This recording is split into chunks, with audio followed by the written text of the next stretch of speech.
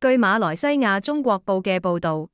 ，4號一架由吉隆坡國際機場飛往沙拉越嘅飛機喺跑道上準備起飛時，引擎突然發出爆炸聲同冒煙，嚇壞咗機上嘅乘客。有人開始念阿彌陀佛求平安，警車、消防車同水車都立即趕到現場待命。一名女乘客拍攝咗現場嘅畫面，顯示3輛消防水車喺第一時間出動。女乘客話，佢哋喺機上等咗半個鐘頭後，航空公司安排咗新嘅班機，最後佢平安返屋企過年。佢冇透露係搭乘邊個航空嘅班機。吉隆坡國際機場嘅警員話，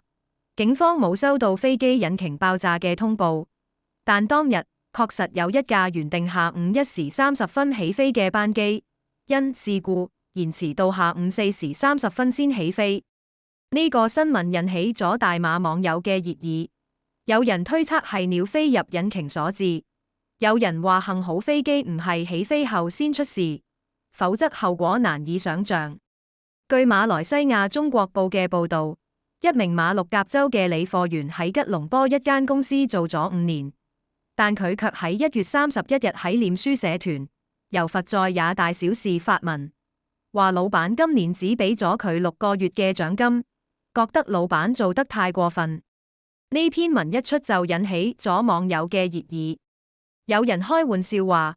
老闆應該要俾足12個月嘅獎金，為佢感到委屈。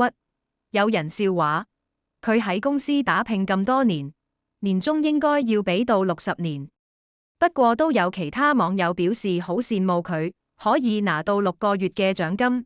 有人話自己只拿到半個月，有人話連1日都冇，羨慕能拿到6個月，有拿到就唔錯啦。今年好多公司都冇俾，仲要裁員，跟住老闆出生入死，拼咗成年，只俾6個月，唔如唔好俾。